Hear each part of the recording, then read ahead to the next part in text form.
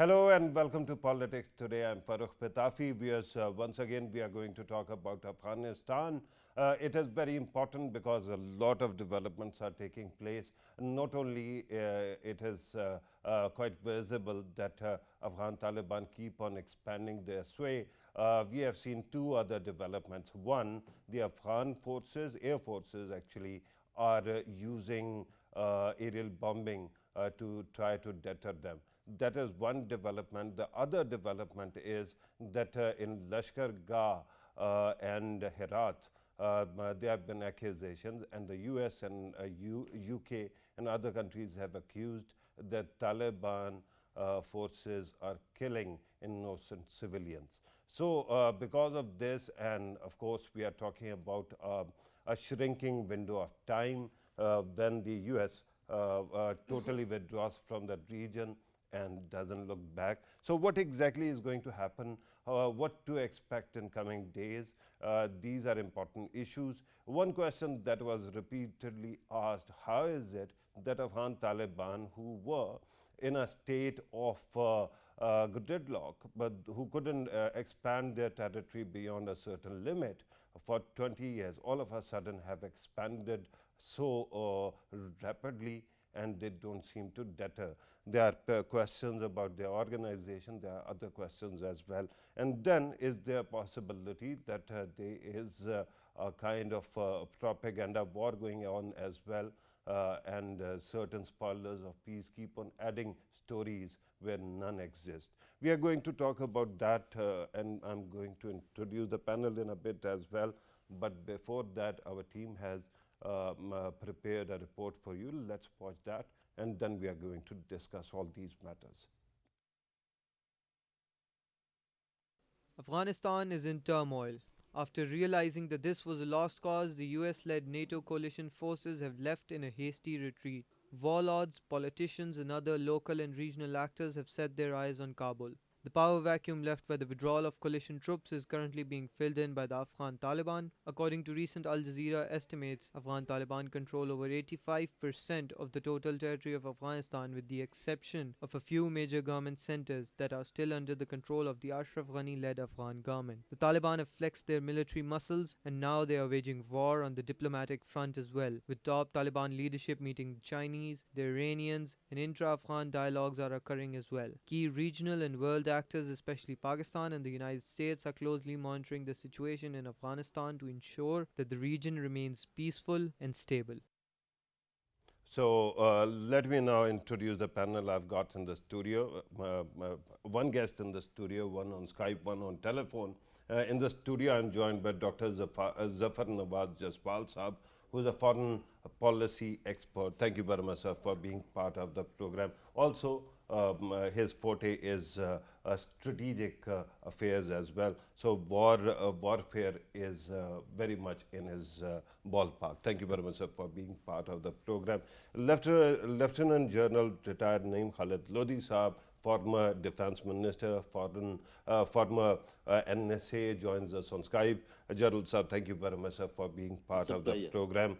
Senior journalist and an institution in himself, Anwar Iqbal Saab, joins us on telephone from the USA. Thank you very much, sir, for being part of the program as well. Let me start with the guest in the studio.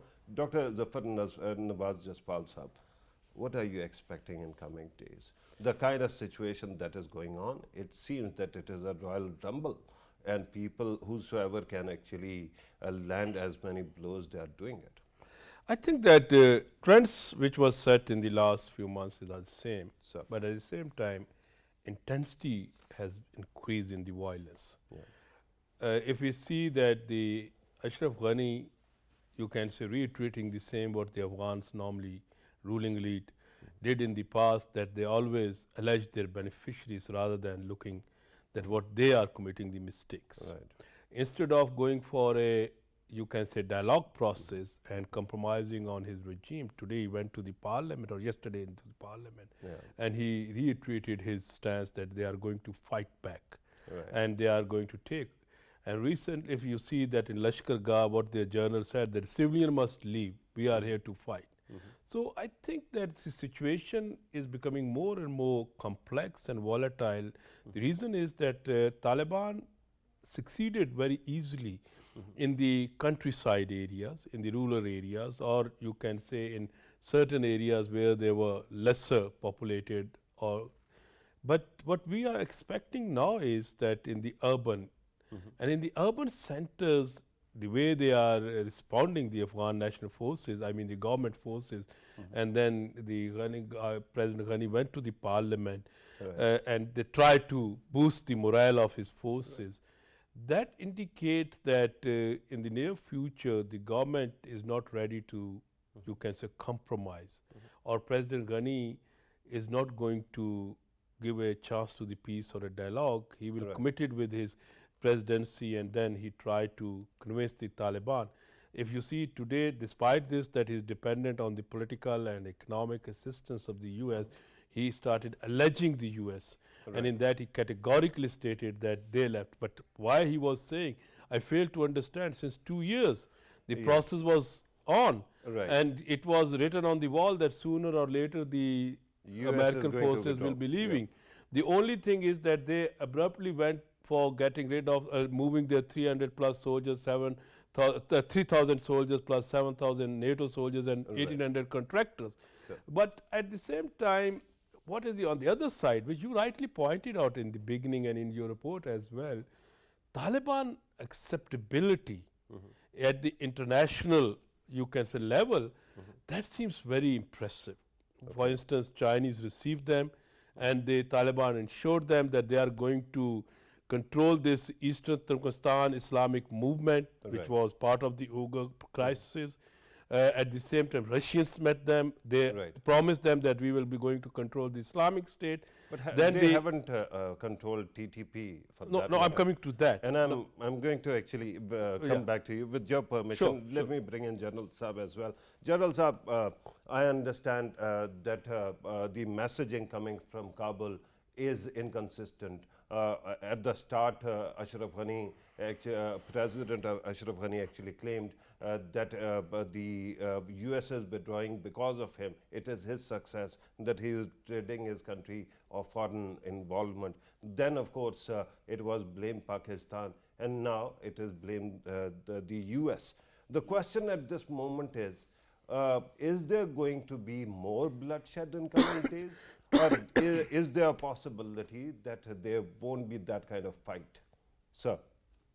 The first thing is that these shifting stances of Ashraf Ghani, they clearly belie his confusion and his weakness. Because otherwise, if he was strong and if he was on strong footing, he would have been, sticking to one narrative, which is not, as you have said yourself. Now, this bloodshed, a little or more, is all dependent on Ashraf Ghani and nobody else. Because what Taliban have done is so far, militarily, that they have nearly sealed off Afghanistan from all its neighbors. There are only few passages left. Secondly, they have absorbed the entire countryside, and only the main cities have been spared, and they are also being surrounded. Of course, this is the difficult part of the battle, because for a guerrilla force to fight set-piece battles and to carry on set-piece attacks is a dangerous thing to do, because they are more successful if they merge in the population. They are not discernible. You cannot recognize them. But the moment they form up in lines and you can recognize them in trenches, and then it is their you can say a negative thing which they would be facing. So there will be casualties, of course, but it all depends if Taliban, they go a little inside the cities and merge themselves with the population. Then the problem is that the casualties will be civilian casualties. And of course, the UK and the US, and they are saying that they are civilian casualties because of Taliban. Actually, it could have been, it could be from any side. So if we look at, there are three aspects whenever any force tries to take over a country or tries to absorb a country. One is, of course, diplomatic, where they are doing very well, as Dr. Jaspal Saab was also saying. They have met everyone which matters. Then, as far as the economic side is concerned, because of the ceiling They have controlled all the flow of men and material, which means they must be collecting taxes and all that. So economically also they have carried out something, and militarily they are very strong. So it is just a matter of time, as far as I think. It all depends that how much delay Ashraf Ghani wants to cause, and how much is depending on one thing which question which you posed, that how come that Taliban has they have so rapidly absorbed all this country, because the combined forces of US and NATO and Ashraf Ghani's forces, they just created a stalemate as far as Taliban is concerned. So which means that Taliban and these forces could be were equally poised. But with the egress of US forces and NATO forces, now, of course, the balance is in favor of Taliban. So militarily, they are doing better. Diplomatically, they are doing better. And they will strangle all the cities, and ultimately, the cities will have to fall. That is what I see. Let us see, because it is evolving right, and General fluid. Sir, So, as you have pointed out, those cities also have human beings in them, and they are dying as we speak, and that becomes a huge problem because human life is very important, and correct. Afghanistan has been through a lot. Let me bring in Anwar Iqbal Saab. Anwar Iqbal Saab, you were listening to all the comments that were made. The question at this moment, you are in DC, and the question at this moment is how things are being viewed in the US Capitol. I understand that the stories must be troubling to the policymakers, but is there a reset button, sir? Some kind of correction to ensure that Afghanistan totally is not overcome by violence or human rights abuses? American perspective. I mean, Yes. there is this official, obviously the official version, and there is this what is discussed in think tanks or say in the media reports, or when you talk to ordinary Americans. The ordinary American reaction is very simple. Why we? Why should we stay involved? Afghanistan is so far away from here. We made a mistake going there, and we should just come out and leave them alone. Okay, Taliban or whoever rules them, that's no more our business. Okay, that's how man in the street sees it. Then the media, of course, there are two types of opinion. One is okay, good riddance, thanks God, we are out of it. And then there is a no, there is a responsibility, and we should stay involved, and we should help them come out of this crisis. The official response is, as you know, that yes, we moved out, we took the right decision. We will continue supporting the Afghan government, and we want Taliban as a partner, as a shareholder, but we do not want a Taliban government. Now, how are they going to implement it? The Americans argue that the most effective tool that they have is that of economic support and diplomatic recognition. Unless it's a coalition government, which includes all the factions, the United States and its partners are not going to continue their economic assistance to Afghanistan. And also, they will not recognize that government, and they will ensure that other UN members also do not recognize it.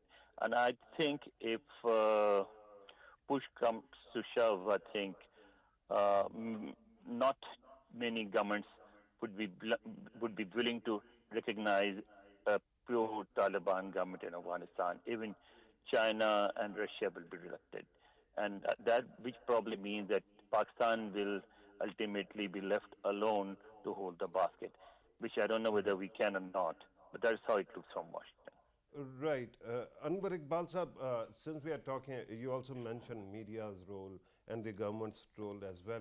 Let me ask you another very important question.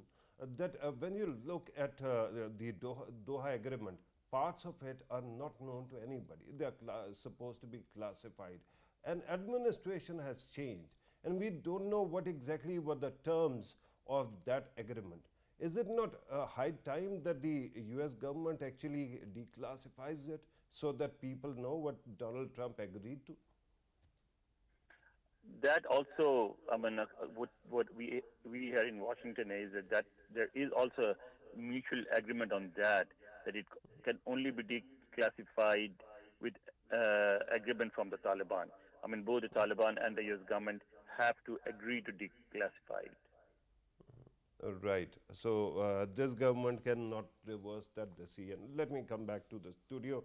Anwar Iqbal sir, please do stay with us.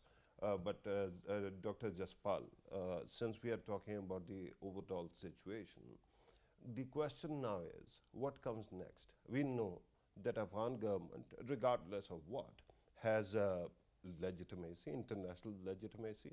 It has firepower. It will still have sympathy of a lot of governments, and then it will at least be able to survive in Kabul. So are we going to see a prolonged civil war in coming days? Look, I can respond to your first and last part of the question first, and then I go. If I can take a cue from the General Lodi sir when he said that urban warfare, the lethal urban guerrilla warfare will be starting. I think in that context, this time Taliban will be not having that kind of a walkover as they had in the 1990s. Because in the urban guerrilla warfare, the government forces are well trained, well equipped and determined. With that, they have in the last 2 decades in the Afghanistan, a new generation of the civil society, educated Afghan, westernized civil society. In the urban centers, they will be there and maybe they are going to resist. Second important point here is that the militias, warlords, they will be going to be a determinant factor. But the point here is, when we are seeing, in this case, if the Afghan forces are well equipped, trained, and determined to defend, and on the other side, if they enter in the cities and this urban guerrilla warfare start, it will be difficult for the Taliban, as well as, but at the same time, very devastating for the common man. That's why they are leaving the cities. Second point is that this is a debatable. When you said that Ashraf Ghani government still enjoys the legitimacy, yes, theoretically, it's correct. Theoretically, it's correct because there was an election. He came to power through the process. He is still president of the. But on the other side, from which countries he was driving the legitimacy? Let's start with the United States and NATO countries. They have been in touch with the Taliban and they provided the legitimacy to the Taliban after signing the agreement in February 2019. And they are no more relying in a better, you can say, negotiations with him. That's why yesterday Ashraf Ghani was alleging the US. He categorically stated that their hasty withdrawal is a cause of this chaos, or you can say turmoil or anarchy in the state. Second is Chinese foreign minister received their deputy brother of the Taliban. The Russians, Iranians, Pakistanis. Pakistan, yes, Pakistan played well. Pakistan invited all the leaders before Eid, but then it was cancelled when the Afghan government was not, and still it postponed. I think that we are trying to maintain some kind of a balance, despite this, that the Ghani government is not comfortable with us, alleging us on every day. But now we have seen, earlier it was only shouting on us, now it starts shooting the Americans as well. So in this context, I think that with the passage of time, reality will prevail. And in the reality, reality will come out of this, how much the government forces will provide the resistance to the Taliban in the urban centers. Let's say this Lashkar Gah, they are going to fight. Then there is a Kandahar or these provinces, and final battle would be at the moment Taliban will conquer the Kandahar, they will drive all the political legitimacy on the other side. Right. Is there a possibility that there is truth to whatever is being said in Lashkar Gah and Herat, that Afghan Taliban were actually slaying people over there? Look, this is a both way. You use the word media. Taliban, I have been using this social media for projecting, exaggerating their success. And at the same time, they are terrorizing. We have to not forget, in this kind of a war, we cannot expect that they are going to follow the just war theory. Or they will be, definitely they are killing like they killed the commandos to terrorize them. That if you are not submitting, we will be going to be more brutal. We are not talking about commanders. We are talking about unarmed civilians. I think the unarmed civilians, the Afghan Taliban desires that they can fight with them, because in the guerrilla you need a popular sanctuary. Right. And where they find that they are not getting this popular sanctuary, they are killing them to terrorize them. Okay. Or it's, I think, a tactic in this kind of a war. Right. And we cannot expect from the Taliban that they will be nicer with the civilians, especially when they are looking for physical and popular sanctuary in those cities or in those suburbs. And Right. if they are not providing them as a human shield, definitely they are going to kill them. Yeah, but human shield and not expecting anything from them, that they will resort to some or they will contain their actions, actually speaks volumes about Yes. what you said earlier about legitimacy.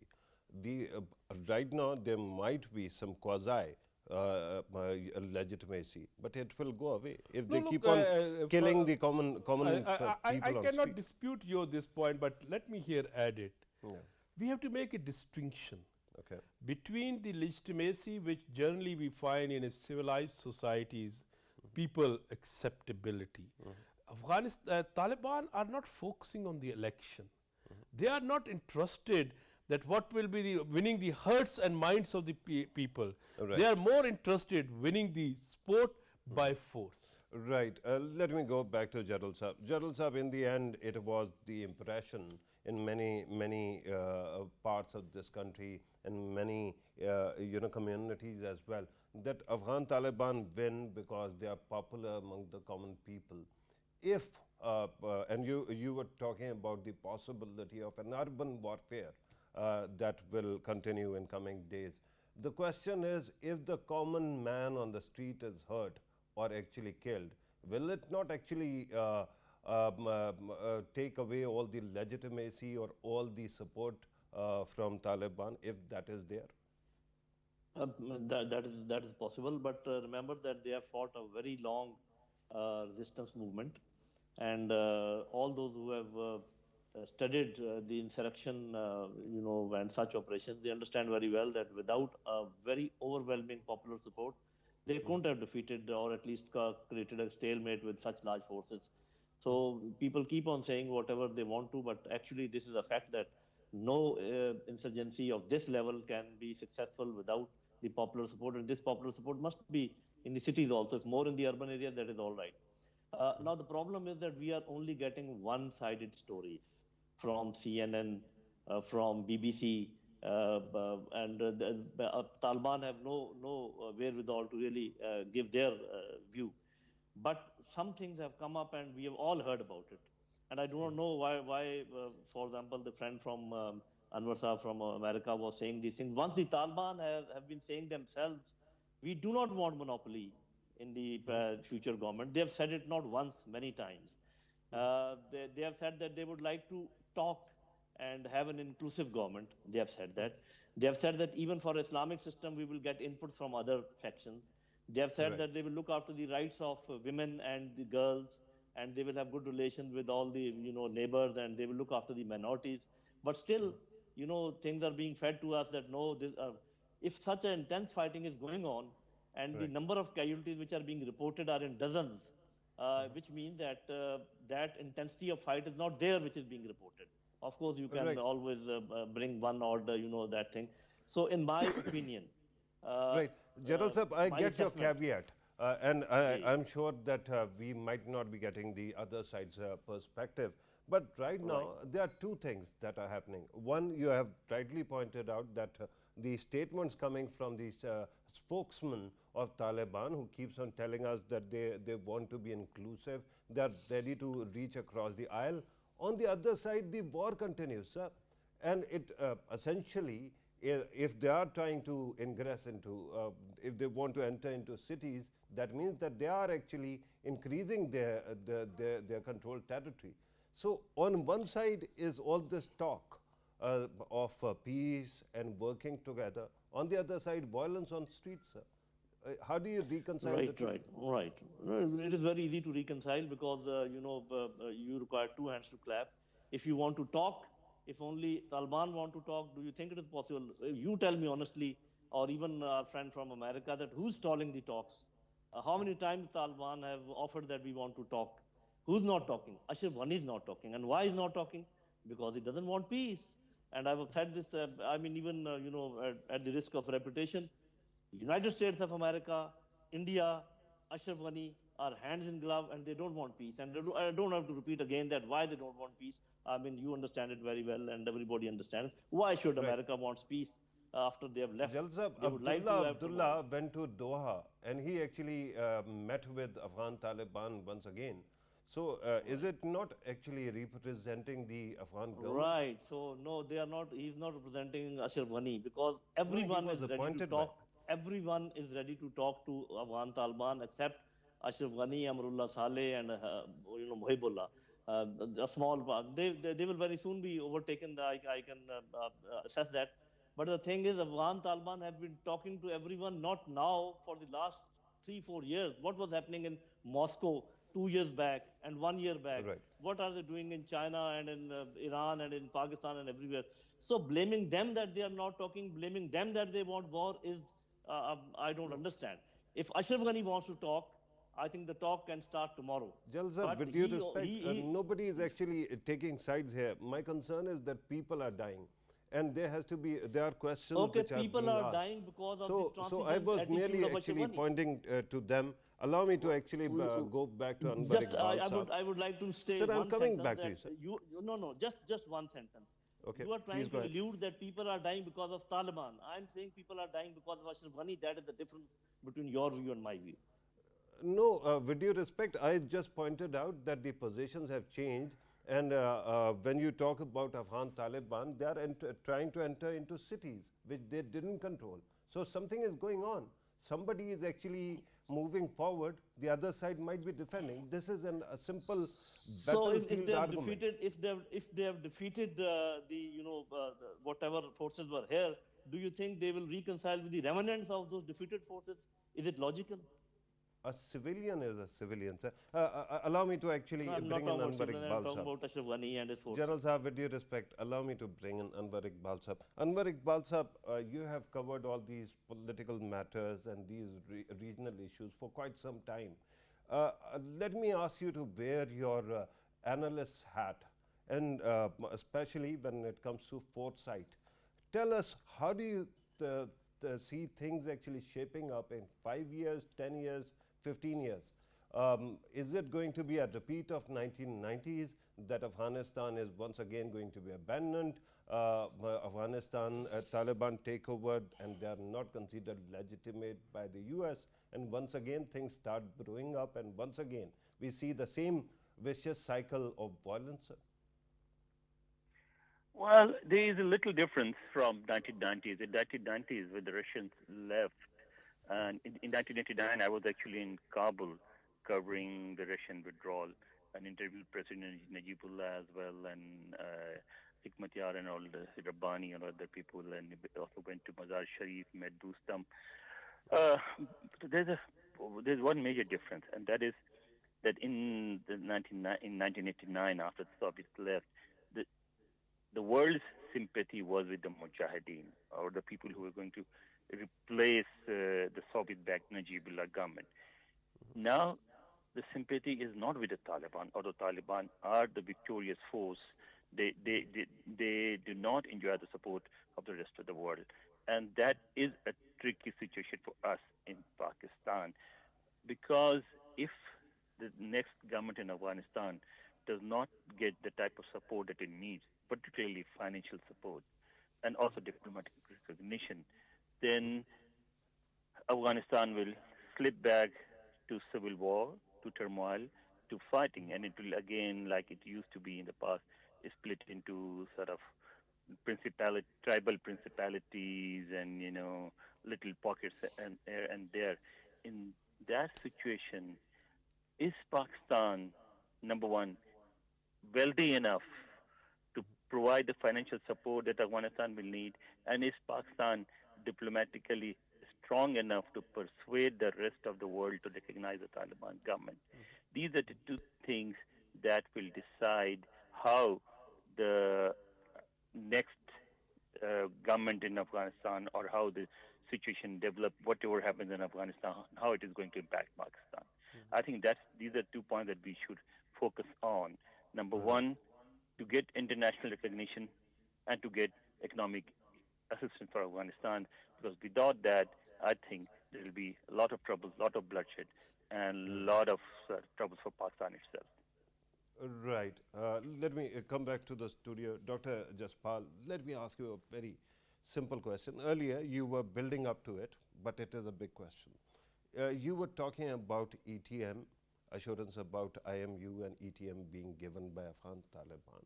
And there must be, and I'm assuming this, there must be an assurance about TTP.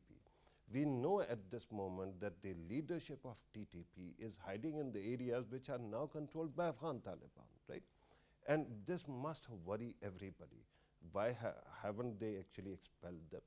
Why haven't they actually denounced them? And then this takes me back to year 2000, when Pakistan's interior minister went to Kabul requesting that Riaz Basra and Lashkar-e-Jhangvi terrorists who are sitting in Kabul, they should be handed over or expelled. But it never happened. So how do we know that these terrorists are not going to once again? Sir, I'm talking to the guest in the studio, sir. Okay.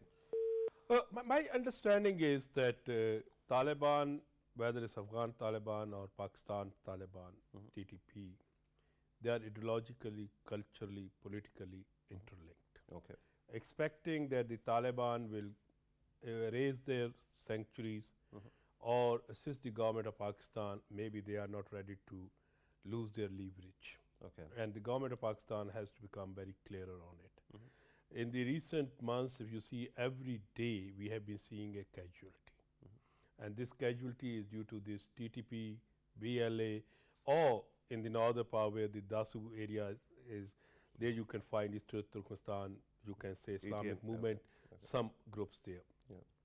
The problem which Pakistan is going to face is that, especially, I'm afraid when I see CNN was taking the interview, and especially an organization which was banned.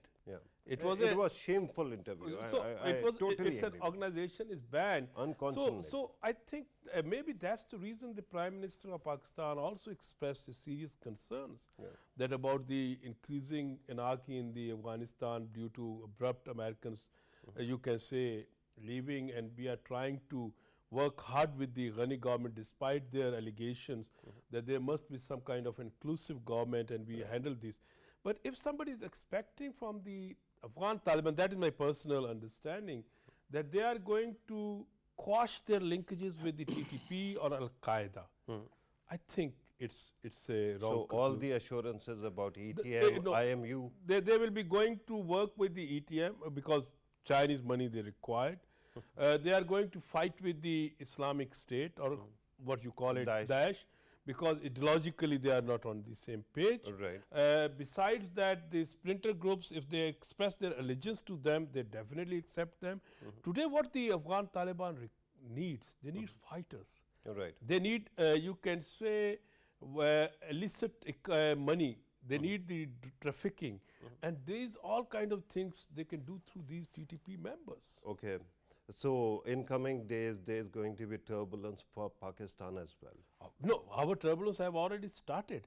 Of course, with this, you can say. But you remember there was a time when there were humongous number. There was a humongous number. No, but not like that. Not right? like. We lost something around 80,000 people to acts of terrorism. Now, finally, we managed to retard their activities and managed to degrade them. So, do you think that there is a possibility that we are going to see a spike again? Look, despite this, our Zarbe, you can say, Radul Fasad, lot of shahadats of our law enforcement agencies, including both civil and military people, we established some kind of a control or writ of the state. Right. But at the same time, we have now 90+ border is covered with the fence. And despite that, what every day we are hearing? Right. That some kind of attack on our law enforcement agencies. So that's why taking these developments lightly, I think it's incorrect. Right. Jadal Saab, once again, let me ask you about TTP. because that is a very important issue in Pakistan. Whatever Afghan Taliban do in Afghanistan, technically it shouldn't be Pakistani state's lookout. But the question at this moment is about terrorist groups like TTP who are hiding within territories controlled by Afghan Taliban. Why do you think, let me repeat the same question I asked Dr. Jaspal, why do you think they are not turning them over? They are not our enemies, so why harbor our enemies there? Thank you very much. I think the first is that Anwar Saab made a point that there's a little difference between situation 20 years back, and I will only add one sentence that there's a sea of difference, not little difference. And I don't have to go into details. There's this time the vacuum is, and he was saying that Pakistani, they don't have money. Yeah, that's true, but Chinese do have money, and there are sources which will pour in money as far as Afghanistan is concerned. Okay, you said yourself that the leadership of some of our enemies was found in Kabul, and who's controlling Kabul even today? No, And you're mixing two arguments. No, Sir, with your respect. okay, I was Ji. mentioning year 2000 when Pakistan's interior minister went to Afghan Taliban and asked them why do they have Riaz Basra there, and they never turned him over. Okay. And secondly, you said twice that Tehreek-e-Taliban Pakistan is residing in the areas now under the control of Taliban. How did you got that information? Government sources. I mean, they could be anywhere. They could be anywhere, and unless Afghan have Taliban they disavowed, General Saab? Have they clearly said that they don't support TTP? Have they said that they are the wrong people, sir? They have very clearly said to us, to me personally, on a TV program, that we will not allow Afghan soil to be used against any neighbor. Haven't you heard Have that? they condemned TTP, sir? Haven't you heard this? What I'm saying, that they will not allow. Regardless of that, sir, that is a statement. My question is, the taste of pudding is in its eating, General Saab. My question is, why haven't they disavowed TTP so far? Not yet. They are not in the government so far.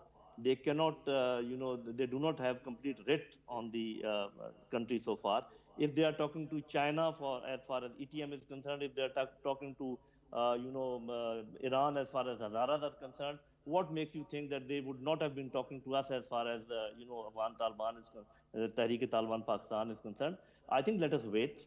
We'll have to see, let them establish their government, interim government or inclusive government, and then we will see. My hunch is that they have to rely so much on Pakistan as compared to other countries that they will not be able to deny the demands of Pakistan once their government is established.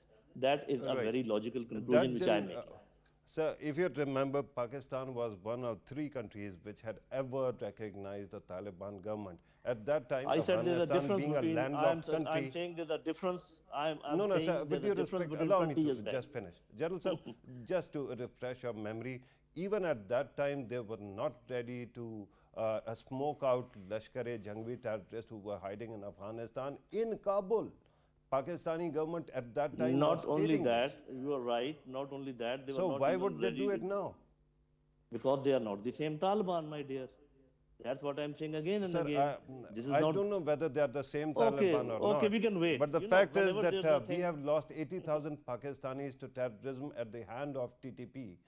And that actually, and they are your colleagues. Many of your colleagues were killed as well. My last assessment is, and allow me to differ from you and Dr. Jaspal, Tehreek-e-Taliban Pakistan and Afghan Taliban they may be having the same ideology. They have different sources of support. They have different objectives. Tehreek-e-Taliban Pakistan was specially created by CIA and RAW. They were to hurt us. They are doing it even today. Afghan Taliban are freedom fighters. They have nothing to do with them. And ultimately, they will not allow them to use their territory. This is my assessment. One statement. I totally get that, General Saab, and I'm hoping you're right.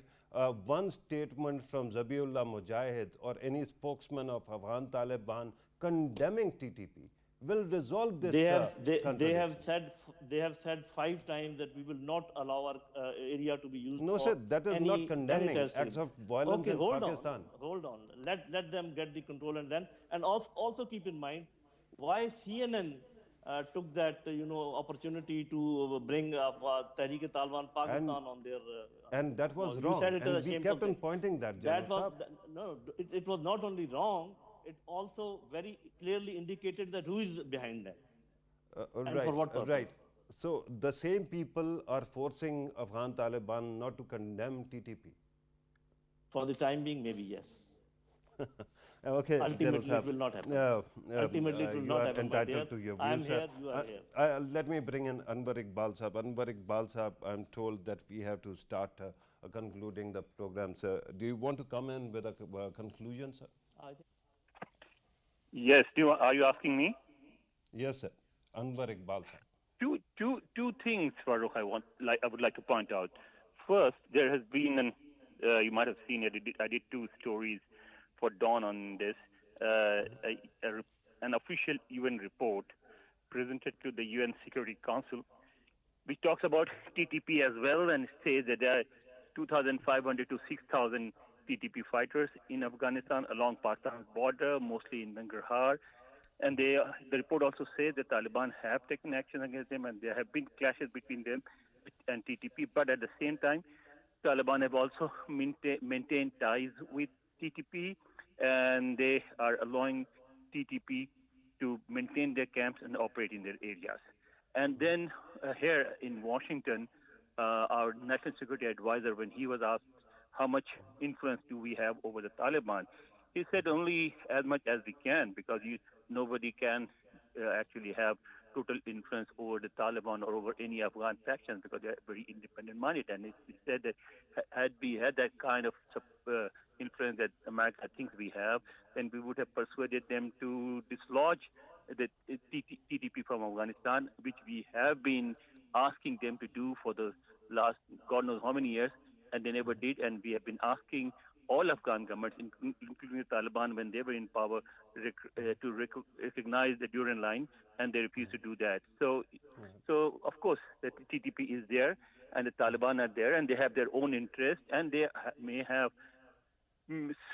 show some respect to Pakistan and its problems, but ultimately they will look after their own interests first. Right. That's a very, very good point, Anwar Iqbal Sahab. I'm told that we have to conclude the program here. One word.